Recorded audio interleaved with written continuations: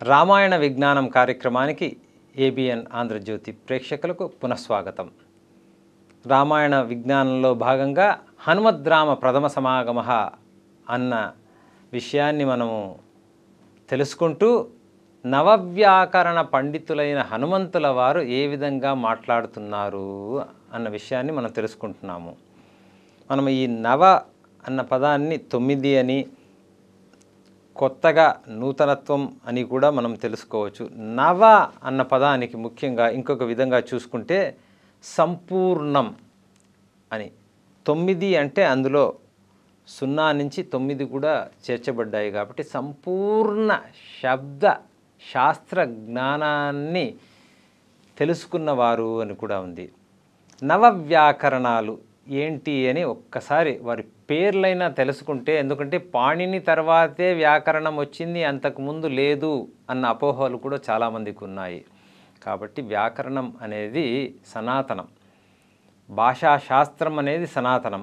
అటువంటి సనాతనంగా ఎప్పుడూ ఉండే శాస్త్రాన్ని ప్రతిసారి కూడా ఆ తరానికి సరళంగా అధ్యయన సౌలభ్యం కోసం అందించేవాళ్ళు ఋషులు. అటువంటి ఋషి పాణిని.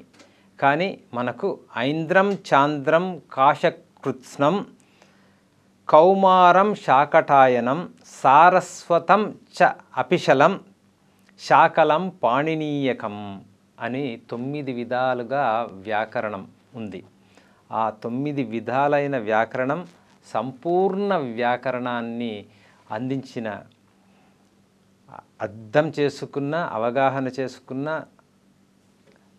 ఆ జ్ఞానాన్ని ఒక పోత పోస్తే ఎలా ఉంటాడు అంటే హనుమంతుల వారు. పాణిని అంటాడు, ఒక వాక్ చతురత కల వారికి 6 విశేషమైన గుణాలు ఉండాలండి అని. మాధుర్యమక్షరం వ్యక్తి పదచ్ఛేదస్తు సుస్వర ధైర్యం లయ సమర్థం చ షడేతే పాఠకాహ గుణాహ అంటారు. మాధుర్యం, మధురంగా మాట్లాడాలి. అక్షరం వ్యక్తి, అక్షరం స్పష్టంగా ఉండాలి. పదచ్ఛేదం, ఎక్కడ పదాలను విభజించాలో ఎక్కడ చేర్చాలో తెలిసి ఉండాలి. సుస్వర, వినడానికి సొంపుగా మాత్రమే కాదు వినబడే విధంగా ఉండాలి.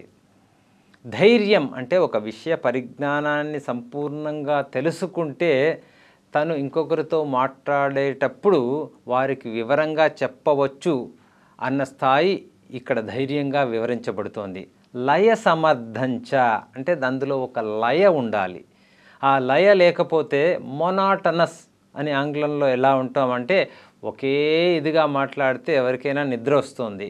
కాబట్టి ఒక లయ ఉండాలి మనం మాట్లాడుతున్నప్పుడు. అంటే ఆ హెచ్చు తగ్గులు మరీ విపరీతంగా కాకుండా మధ్యమంగా ఉండాలి. 6 దోషాలు ఉంటాయి వక్తకు, అవి లేకుండా చూసుకోండి అంటాడు పాణిని. మళ్ళీ శీఘ్రీ గీతి శిరఃకంపి తథా లిఖిత పాఠకాః అల్పకంఠో అనర్దగ్నశ్చ షడేతే పాఠకాదమాః.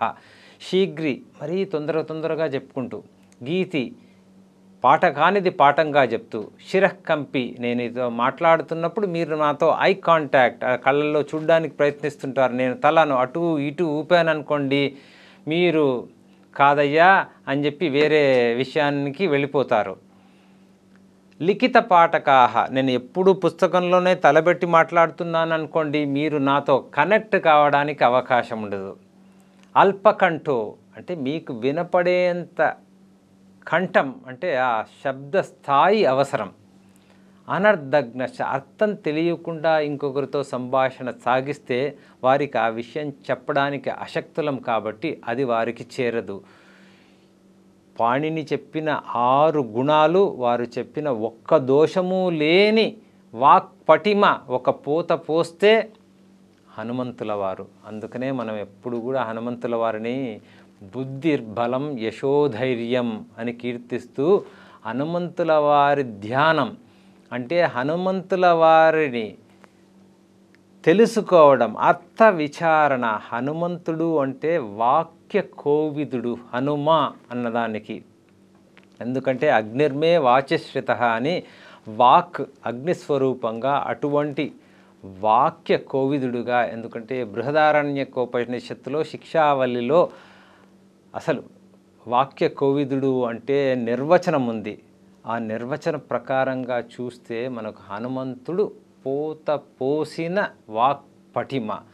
అటువంటి వాక్పటిమను మనం సంపూర్ణంగా అర్థం చేసుకుని జీర్ణించుకోగలిగితే ఆ విధమైన వాక్పటిమ వాక్చాతుర్యంతో నలుగురిని మనసు నొప్పించకుండా మనం అన్నాం సత్యం బ్రూయాత్ ప్రియం బ్రూయాత్. ఆ ప్రియం బ్రూయాత్ సత్యం బ్రూయాత్ రెండు విషయాలు కూడా ఏ విధంగా సమన్వయం చేస్తూ జీవితాన్ని సాగించవచ్చు అన్న పాఠాన్ని విశేషంగా హనుమద్ రామ సమాగమహలో హనుమంతుడు ఏ విధంగా మనకు చూపించాడు, ఏ విధంగా రాముల వారు ఆస్వాదిస్తున్నారు అన్న విషయాన్ని మనం తెలుసుకుంటూ ఉన్నాము. హనుమంతుల వారు నవవ్యాకరణ పండితులు. ఆ విషయాన్ని సంపూర్ణంగా అవగాహన చేసుకున్నారు.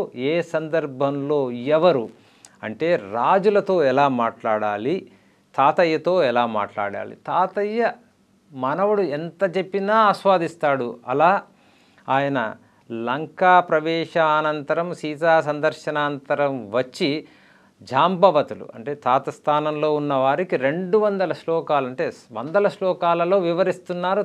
తాత కూడా ఆస్వాదిస్తాడు. కానీ రాముల వారి దగ్గరికి వస్తూనే క్లుప్తంగా, ఎందుకంటే ఆయన ఉత్తమమైన నాయకుడు. ఒక్క విషయాన్ని ఒక్క మెతుకును చూసి అన్నం ఉడికిందా లేదా తల్లులు చెప్పేస్తారు. అటువంటి సూక్ష్మగ్రాహిత్వం ఉన్న నాయకుడి దగ్గర ఎలా మాట్లాడాలో, ఇటువంటి సందర్భానుసారంగా ఎవరితో ఎలా మాట్లాడాలో, ఎవరితో తన గుణాన్ని అమ్మా నాకన్నా ఎక్కువ శక్తి ఉన్నవారే కానీ నాకన్నా తక్కువ శక్తి ఉన్నవారు మా సైన్యంలో లేరమ్మా అంటాడు. అంటే ధైర్యాన్ని నింపడానికి ఆ సందర్భంలో ఏ విధంగా హనుమంతుల వారు సీతమ్మతో మాట్లాడారు, రామునితో ఎలా మాట్లాడారు, భరతునితో ఎలా మాట్లాడారు. సో హనుమంతుడు నలుగురితో ఎలా మాట్లాడారు అన్న విషయాన్ని మనము అధ్యయనం తిరిగి ఇదే కోణంలో మనం చెప్పుకోవడం జరుగుతోంది. అధ్యయనం చేస్తే మన జీవితంలో ఆ వాక్ పటిమ అనేది తనంతట తానుగా వస్తుంది.